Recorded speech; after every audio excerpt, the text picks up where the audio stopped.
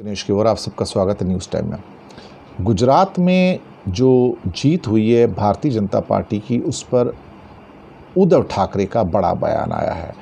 उनका कहना है कि महाराष्ट्र के तो सारे प्रोजेक्ट आपने गुजरात में शिफ्ट कर दिए हैं, अब यहाँ के गांव भी लगता है कि कर्नाटका को देने का प्लान भारतीय जनता पार्टी और शिंदे सरकार कर रही है। सीधा निशाना साधा है भारतीय जनता पार्टी के ऊपर उद्धव ठाकरे ने। उनका कहना था कि सारे प्रोजेक्ट्स को गुजरात में शिफ्ट कर दिया तो जीत मिल गई। अगले साल कर्नाटक में चुनाव है, तो एक काम कीजिए, महाराष्ट्र के गांव को भी कर्नाटका को गिफ्ट कर दो, वहां भेज दो, तो आप चुनाव भी जीत जाएंगे। कर्नाटक के मुख्यमंत्री बोम्मई महाराष्ट्र के कई इलाकों पर दावा कर रहे हैं और इसे गंभीरता से लेने की ज़रूरत है।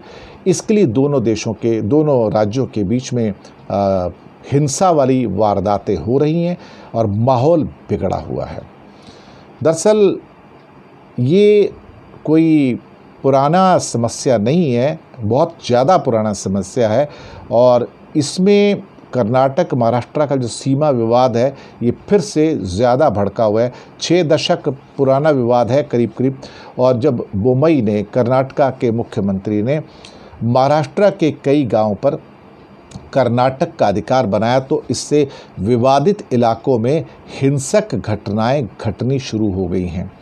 बुधवार को न्यू बॉम्बे में मनसे के कार्यकर्ताओं ने कर्नाटक की बसों पर ब्लैक पेंट स्प्रे करके विरोध भी जताया। वहीं शोलापुर के अंदर भी स्थानीय संगठनों ने कर्नाटक की बसों पर सीएम बोम्मई की फ़ोटो लगाकर उस पर ब्लैक पेंट स्प्रे किया। महाराष्ट्र का दावा है कि बेलगांव सहित 814 गांव में मराठी भाषी लोग कर्नाटका में रहते हैं और उन्हें महाराष्ट्र में मिलाना चाहिए। जब भाषा के आधार पर पुनर्गठन हुआ था तो इन गांवों को कर्नाटक की बजाय महाराष्ट्र में शामिल किया जाना चाहिए था। ये मसला 65 सालों से है, 1956 से। 7000 वर्ग किलोमीटर जो सीमा का एरिया पड़ जाता है कर्नाटका का, बेलगावी, शोलापुर, और जो आपकी सीमा का एरिया टोटल जो बता रहे हैं, सीमा नहीं सिर्फ सीमा का जो एरिया 7000 स्क्वायर किलोमीटर का है। विवादित क्षेत्रों में 814 गांव हैं, तो ये सारे 814 गांव और बेलगावी को मिला के, जिसे बेलगाम भी कहते थे, 7000 स्क्वायर किलोमीटर का एरिया है जिसे मराठी भाषी अपना मानते हैं और महाराष्ट्र में मिलाना चाहते हैं।